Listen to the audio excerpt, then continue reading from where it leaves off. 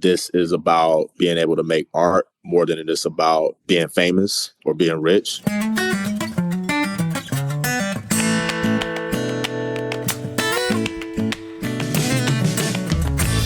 Welcome to another episode of Chewing the Fat. I am your host, Big Rob. Thank you so much for tuning in, downloading the podcast. I certainly do appreciate that. Thank you for the folks that support me by buying a coffee at chewingthefatbr.com. I really do appreciate that. It does help support the podcast and keep more episodes coming out. I'm really excited about my guest that I have today. It's a friend that I met while working in retail, calling in all the way from Los Angeles. Please welcome Jack Preston. Jack. Hello. Thank you for having me, Rob. How you doing, man? Man, I'm feeling good, man. How about yourself? I'm doing good. You're looking good, man. It's like I said before we started, I was like, it's been a few years since we talked, but I've been loved keeping up with you and all the stuff that you've got going on as far as like your music career. Like I said, we met working in retail, slanging this and that, and but you've always had that music inside of you, and it's just cool to see you put out songs and put out albums and videos and things like that just really, I mean, you could tell the passion that you have for that when you see you perform. So I just think that's amazing, and we're going to get into that as we talk today. So thank you so much for being here, man. I'm really excited. Thank you for having me. To see how this journey started for you. So you're in Los Angeles, but are you a native Los Angelian? I am not a native Angelino. Oh, okay. All right. My bad.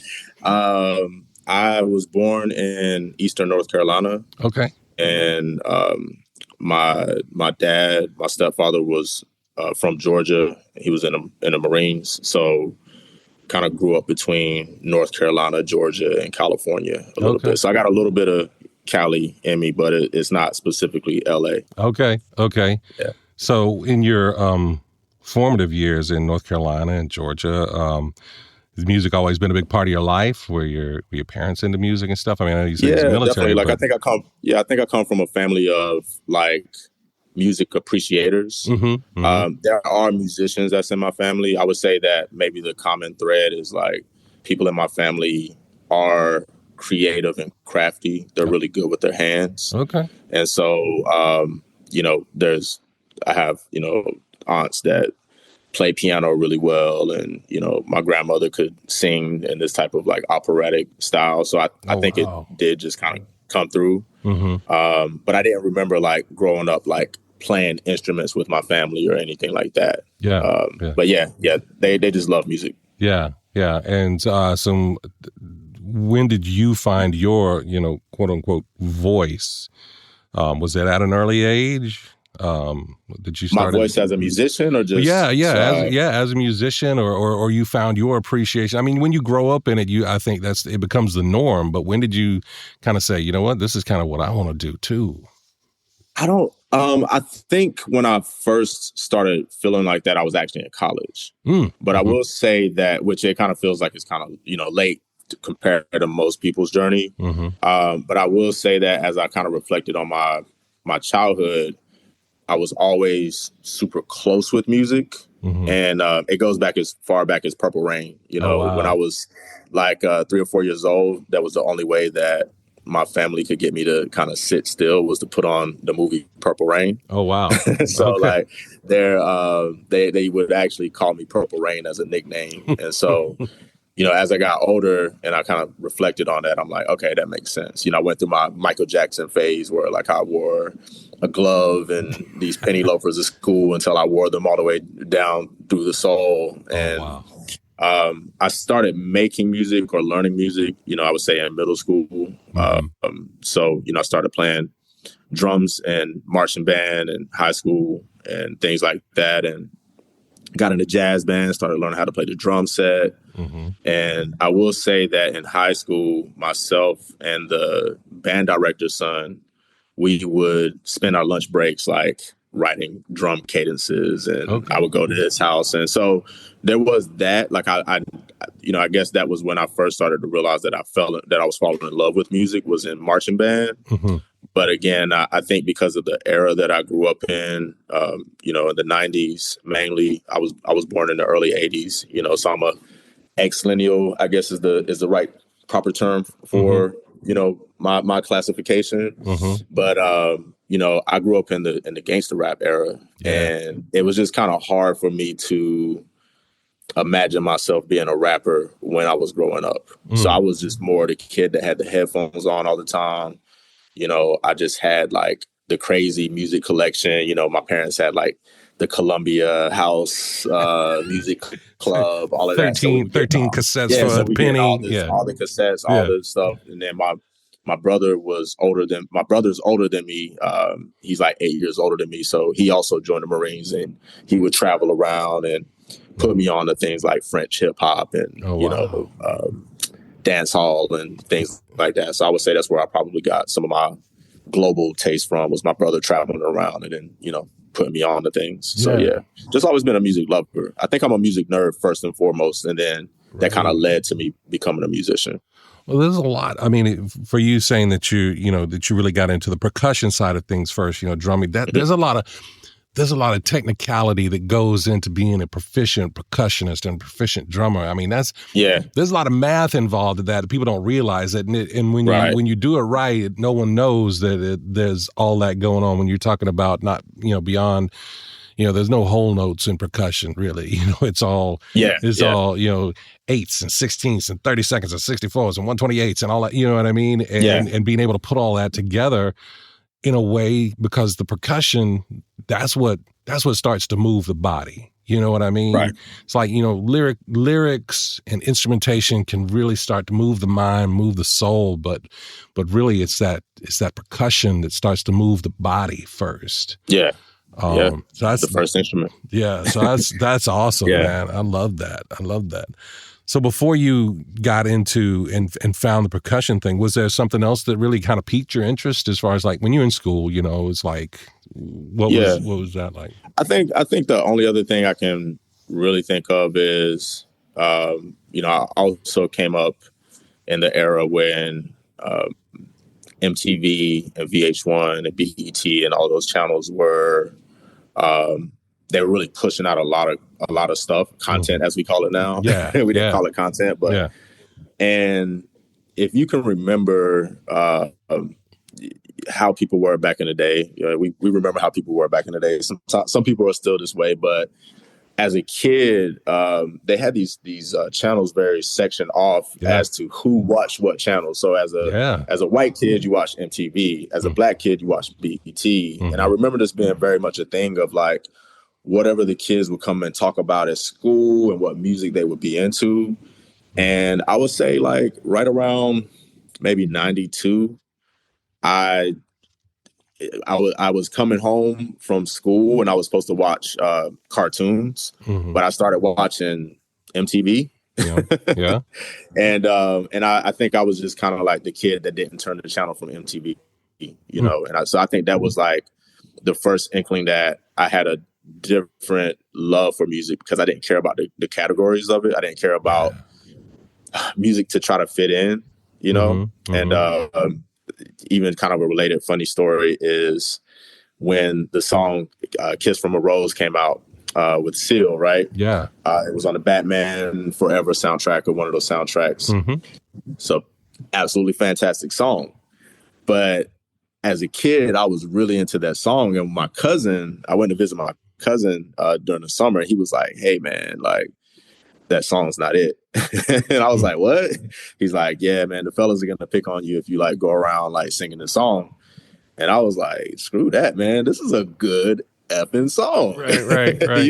So I think it was like the early stages of me being fearless and knowing what I liked, which I think later informed how my approach to music, which, very much defies categories at times. So yeah. That would probably be one of the other kind of moments for me. Yeah. Yeah. No, I love that. And as a young kid, I mean, that takes a lot of bravery, takes a lot of courage to be able to go ahead and define yourself and not be defined by others.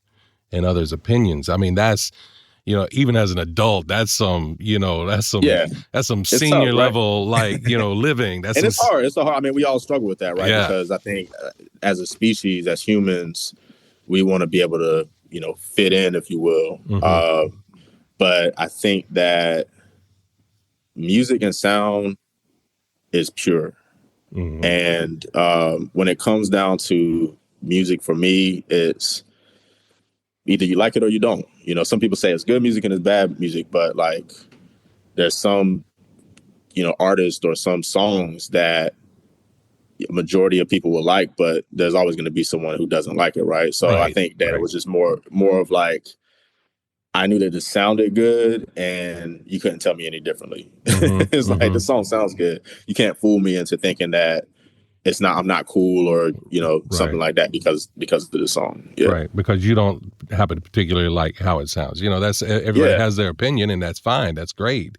That's what makes us. When like Aerosmith and Guns N' Roses and those guys were on that MTV run in the early 90s, that was crazy, man. So like, you're lost if you missed out on that.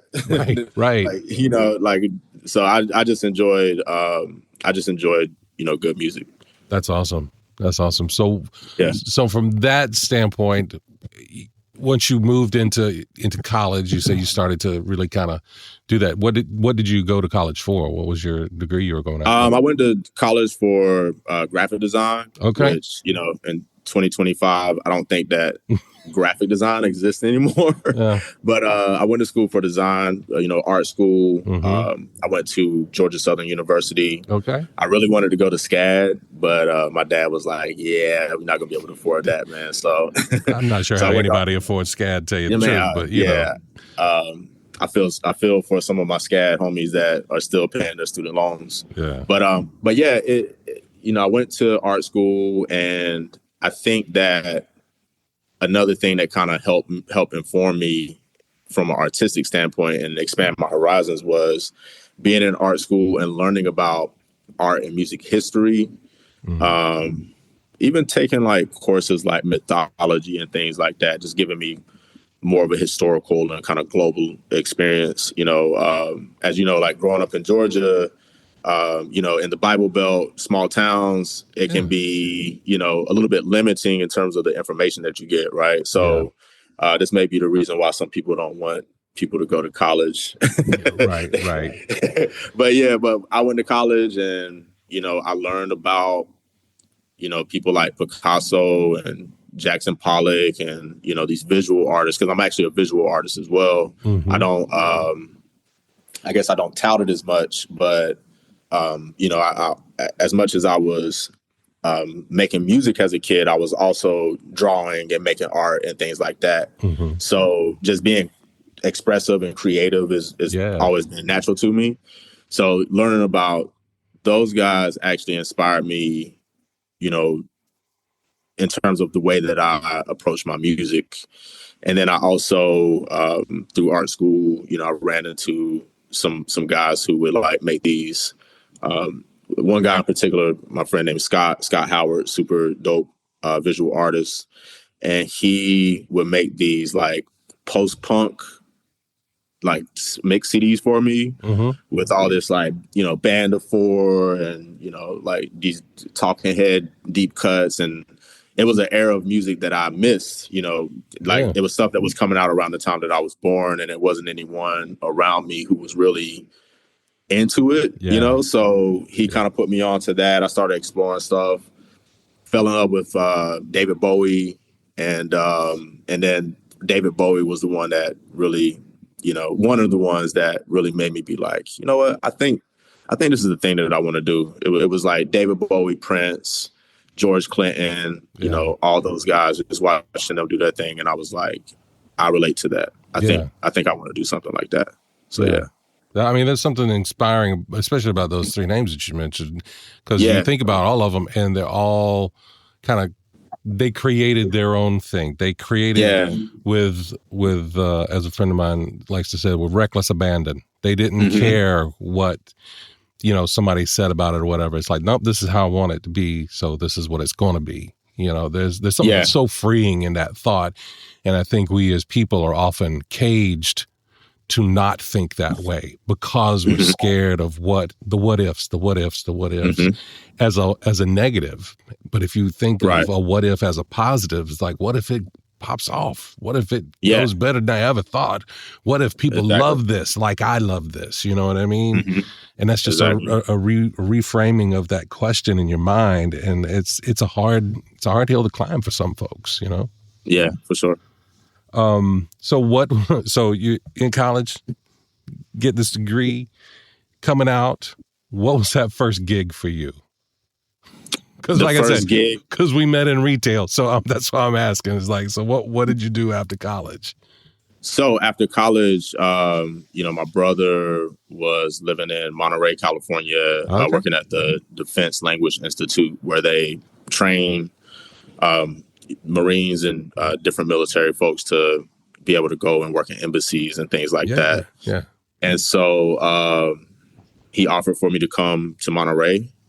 I moved to Monterey and worked at Kinko's for a few months. And then I started working at because you know how it goes, right? You got to work at Kinko's. And then I was able to work at a alt weekly, Monterey County Weekly, as a designer. So nice. not too long out of school, I was about a year or so after college, I was able to actually land a job in my field. So that's awesome. Yeah. Usually it's so much longer than that. So I mean, that's a blessing that happened that way.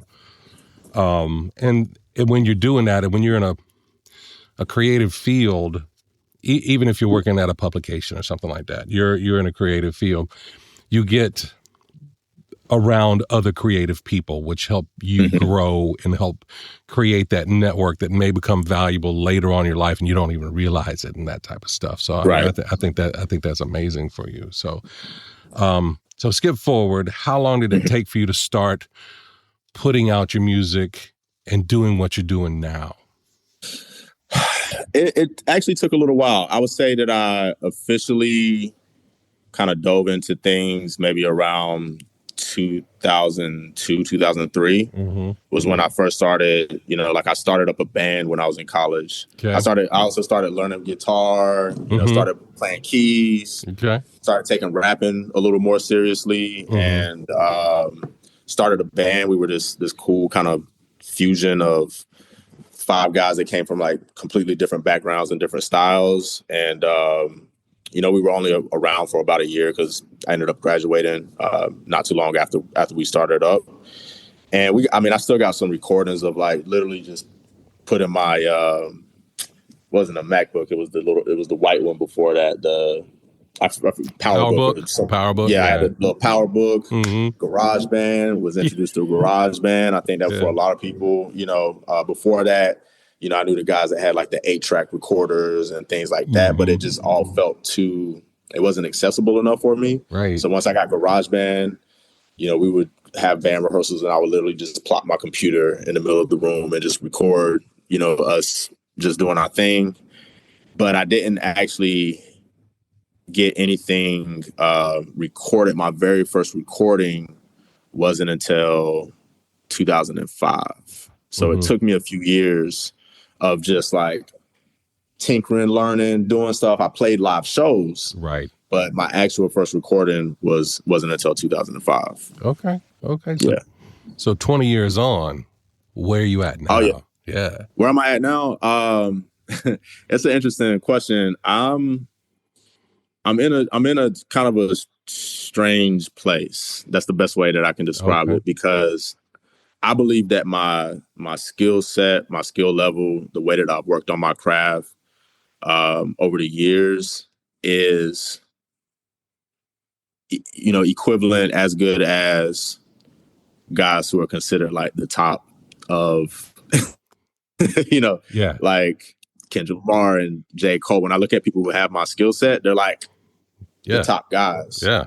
I think that I think maybe I missed having that person that I could kind of partner with. Like, I think that behind every great artist, there's like a great advocate that really rides hard for them.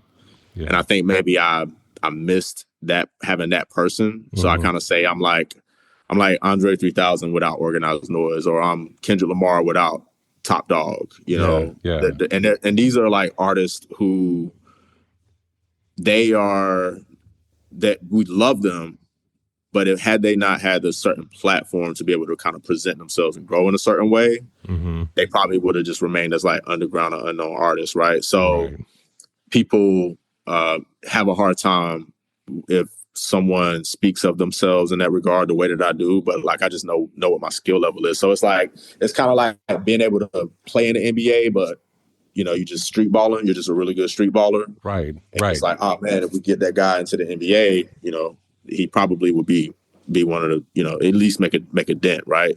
So I'm in that space in terms of sometimes my experience and like what I'm doing in my career right now isn't matching the work that the how I built my craft. You know.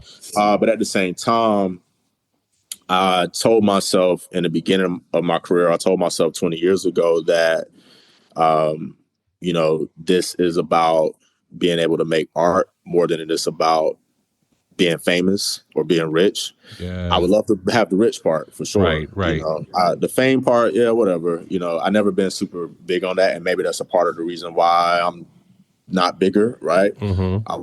Some people may have to, especially in the music industry, you kind of come up to where you may have to make certain decisions that can help you in your popularity, but maybe can be questionable from a, you know, maybe more morality, ethic, or integrity standpoint, right? And I think because I've opted for my integrity, you know, maybe that plays a role as well. But I told myself that it's about just having the ability to make art. You know, I have a gift. I have gifts. I have this creative mind. I have this ability to execute these ideas. And if I can impact one person, then I've done my job, right?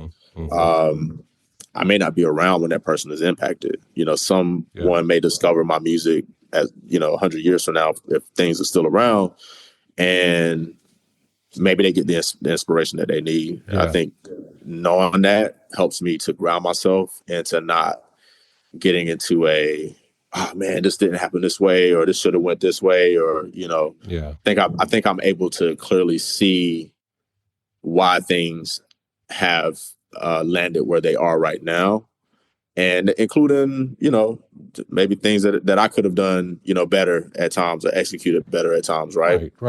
So I think I'm just in a place of like awareness, and I'm the artist that I wanted myself to be 20 years ago.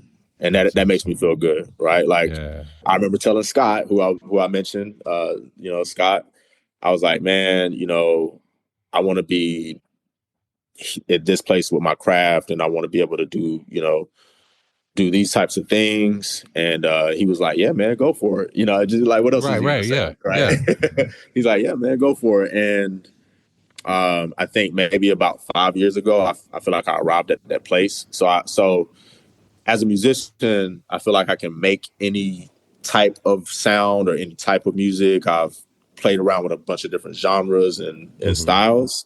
And so I'm just pushing myself to continue to make the best art that I can while I'm around. You know, I'm at that, you know, post 40s mark where you start looking, you know, it's like, okay, whew, you know, I may have more days behind me, right? And so you start thinking about like, what was my legacy going to be? What am I going to be leaving behind? How am I going to impact people?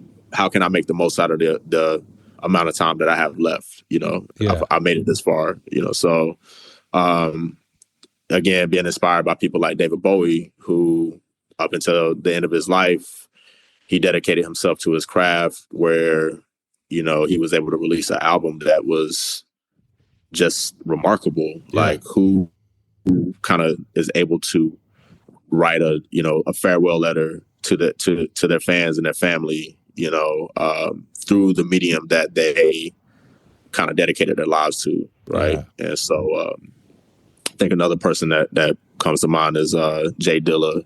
I was just talking to somebody about the album Donuts. I don't know if you're familiar with it, but for those who aren't familiar with it, Jay Dilla died in his early 30s from complications from lupus. And while he was in the hospital, kind of going through some of his last months, he worked on this album called, Donuts. It actually released a couple of days before he passed away. So it's one of those things where I was, the guy I was talking to, actually one of my coworkers, and I was like, hey, are you familiar with Donuts? He was like, man, I cried to Donuts before, he's like, I mean, because that was, it was 2006 when that happened. And so, yeah, for him to release it actually on his birthday and then to die a couple days later, it just kind of instantly made it this mythical thing. Now, I'm not sitting here thinking about how, I want to try to like make an album on my deathbed or anything like that. But I'm just saying that I want to be intentional about my art, for the remainder of my life. And, I think those are a couple of examples where hopefully their families didn't feel like something was sacrificed for them to make that art. Right. But they were able to make something beautiful to kind of leave for people. So, yeah. I love that. Yeah. Long answer, but No, that's great. Yeah. Cause I mean, it makes me think of things that like some of my friends have told me, even about the podcast when you're talking about, not knowing if people are going to connect with something or whatever.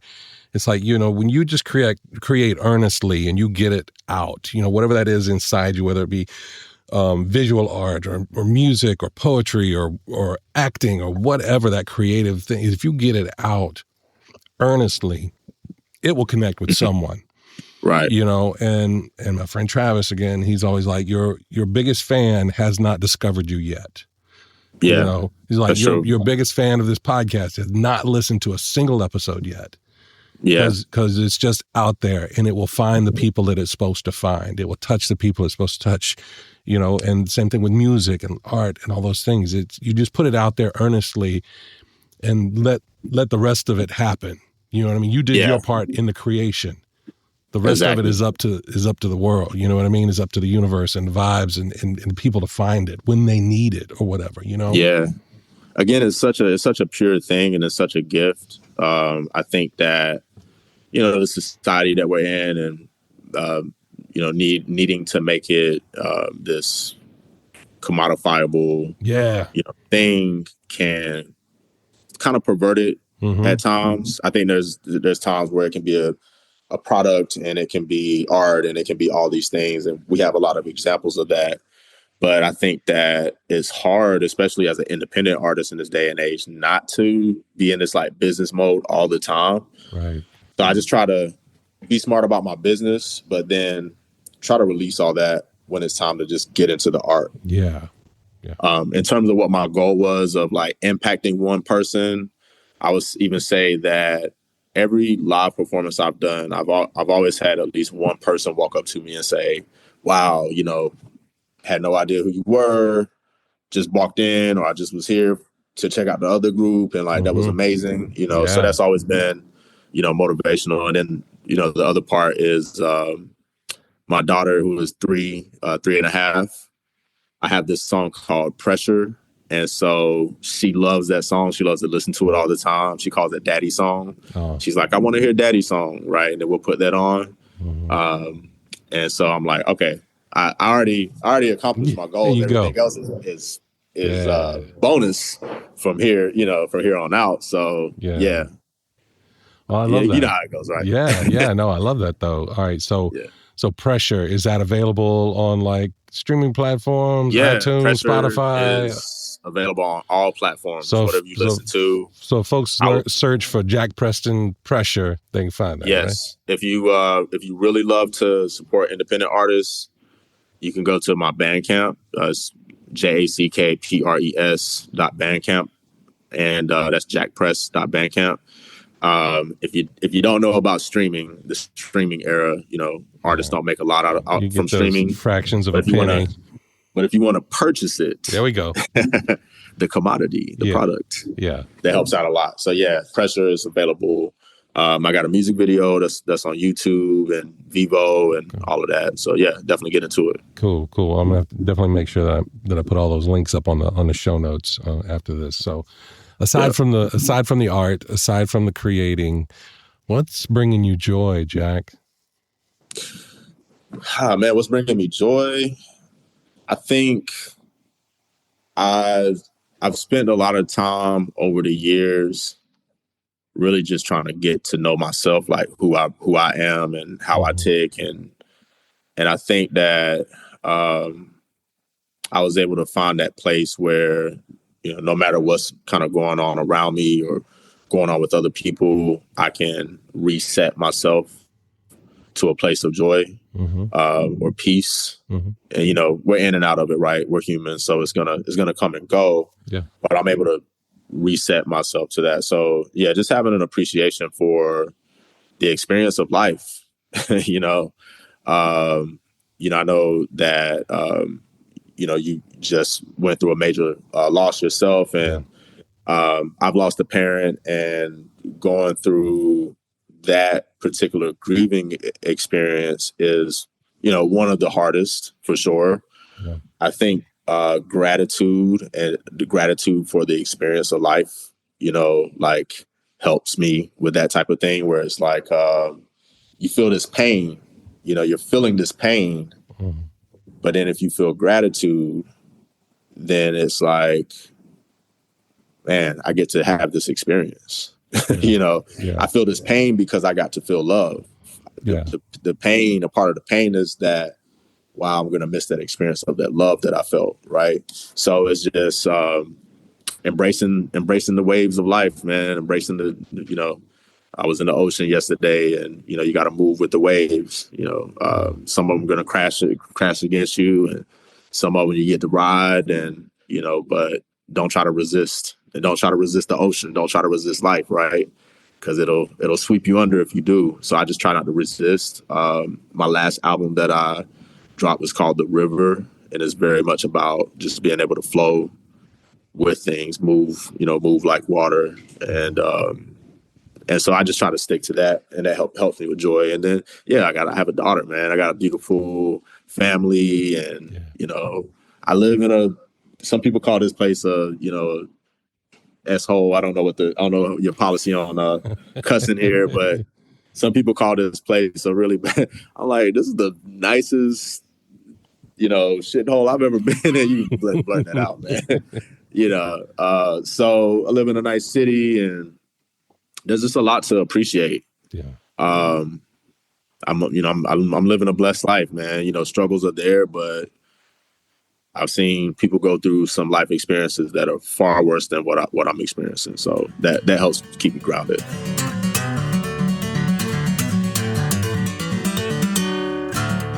All right, Jack, this is the second segment of the show. This is where we dive a little bit deeper into your mental health journey. I know we kind of touched on some of that in the previous segment there, but I definitely believe that the more we can talk about this stuff, the more people can associate with the fact that they're not alone in these feelings that they may have, whether it be depression, anxiety, whatever it is. So for you, how do you keep the darkness at bay?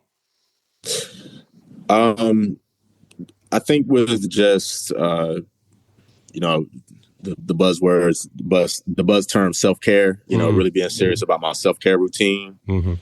And so I lean on the community a lot. I lean on my community. I have a therapist. I'm a verbal processor, so I work with my therapist to, you know, kind of verbally process through frustrating things, or, you know, if I run into walls where I'm overthinking or not thinking enough, I'm in a couple of like groups, like dad's groups, men's groups, where, you know, there's a community of, you know, men who are kind of going through similar experiences, raising families and things like that. And we're able to create a safe space for ourselves. And, you know, I'm able to utilize my insurance for, you know, certain practitioners and things to help me with my body, you know, training and massages and things like that. Right. And then something that a lot of people don't know, I didn't really publicize it, but I did kind of I won't say fall short, but maybe I missed a couple of cues, and I ended up having an anxiety attack last year, and ended up having to go into the hospital. And so that taught me that even with having those self-care things in place, if I'm doing those things, but I'm just trying to power through, you know, if I'm just trying to power through, and you know how it goes, right? We do that as fathers. We just try to power through. We try to be Superman, and as you age, you know, you become more like Clark Kent, than Superman, you know. And so I'm in that stage of being honest with myself, being true with myself, listening to my body, you know, listening to my mind when it tells me that I need to sit down, and you know, rest and things like that. I think resting may still be one of the tougher ones, because it's like that, you know, you got to get it, you got to get up and get it. Yeah, but got to get it now. It's that hustle and grind mindset. That hustle and grind, but you know, shout out to it's called the NAP Ministry, and it's actually a philosophy on, you know, rest as resistance against capitalism. So from a, you know, friend of mine named Trisha, she's been doing this for a few years, so that's a big inspiration to me as well. You know, just like sit your behind down. So sometimes I just sit my behind down. You know, sometimes I just do the thing that I want to do, and I don't allow myself to feel guilty about it. You know, I do that thing. That's what I've been learning a lot, where a lot of us tend to kind of fall short, especially when we're responsible for other people. You know, it's like, all right, let me be in service mode the entire time, but that is not humanly possible. Sometimes you got to sit your behind down. So yeah, I sit my behind down. Sometimes I, you know, again, do the thing that I want to do just for me for a moment. You know, I don't go overboard with it, but I'll give myself 30 minutes to an hour to 2 hours in a day. Not every day, but just a day. Right. Maybe a day out of the week. Right. But just like, I'll take that time to do that. Yeah. So that's great. That helps keep the darkness at bay. Yeah. I mean, because there's, you know, other analogies of that, you know, that you can't pour from an empty cup. You know, you know, that's what we, you know, as fathers, we want to do that. We want to pour out and pour out. We want, you know, kids and family to have and to do and to see the joy in them, and that fills us up. But if the cup is empty, you know, it's more detrimental than it is, you know, positive as we may think. So taking that time to rest and to not feel guilty about it, that's the hardest part, I think, personally for me, is to not feel guilty about, you know, watching some, you know, animation or something like that, and you're like, man, I could have done something in this hour. It's like, but you needed to rest, and you sat here and you just, you know, you let your mind reset. You know, did whatever just for yourself so that you can continue to pour out. Absolutely. I just binge watched 2 seasons of Foundation, which is on Apple TV Plus. You know, I did that. That was that was something that was great. You know, I just kind of found time, you know, when I was kind of resting, laying on the couch sometimes, and we'll watch an episode at a time. And it took me maybe 3 weeks or so, but so just doing things like that. Yeah, I love that. As an artist, though, do you find that sometimes, like after those moments of anxiety, depression, things like that you may have, and you've come through it, that you can draw inspiration from it for works of art, whether it be songs, music, physical art, or anything like that? Well, I guess that's the part maybe I left out, is because music in particular, you can channel raw emotion into the sound, and people can feel it. You know, I mean, you can listen to a song, just like we were talking about, you know, Dilla's music. You can listen to a song, it can make you cry, right? You can listen to a song, it can get you hyped. So I try to channel it sometimes in the moment. I got my friend and musical colleague named John Baum. He's done production for 3 of my projects. You know, and I say 3 of my projects. We've done 3 projects together, right? As just producer and rapper. he's seen me like be really angry and, kind of my takes on this different characteristic. He's like, man, I just want you to just do that on a song, please. He's like, do that on a song. And I've tried to do that in particular, like encapsulate like my anger in moments, but it also just helps with, again, channeling. Sometimes you may not feel like you have the outlet, and maybe like yelling and screaming isn't the way to actually do it. But if you feel that emotion, I just think about like, man, if I'm feeling this, if I can get this on wax, then it's gonna impact someone because someone else is feeling this, So I do that, and then I do try to just sometimes capture it. If I'm not like in a super creative mode where I can like actually sit down and like finish a song, I'll just try to capture it, and then I can come back to it and try to pull from it later. So yeah, yes and no. Like I do it a little bit before, and I do it after. Yeah. But I mean, again, having that outlet for it, in a creative way, in the right vein, like you're saying, maybe maybe yelling and screaming in your office chair is not a great way to do that, but in a safe, creative environment. Heck, even I know. Like even here where I am, they have like rage rooms where if you those times you can like rent a room and go bust up a TV with a sledgehammer or whatever it is. You know what I mean? Yeah. Because that helps you release that. It helps you from keeping that stuff in. And I think a lot of times it's those times that we try to bottle it up and keep it in that then it kind of infects everything that we try to do. Unfortunately, and being able to get it out in a proper manner really helps you to cleanse, to be like, okay, all right, that stuff's gone. Let's move on. Let's try and fill that area with something positive. Yeah, exactly. And like you said, having a crew, having people that you can, talk to, being open with, things like that. I think that's such a great thing. Even if it's, listen to a podcast or something, so that you realize you're not alone, that there are other people that are going through this. Right. Yeah, exactly. And that's the main thing is just don't ever make yourself think that you're the only person going through something. I think, that's, something that, my friends have reminded me of at times where I'm just like, I get into my woe is me mode and they're like, well, you're not the only one that, not saying that they're not like chastising me, but they're just like, hey, you're not the only one. Like, just know that if you start thinking that you're the only one or telling yourself you're the only one, then you're going down the wrong path, But it's okay to feel the way you feel, but you're not the only one.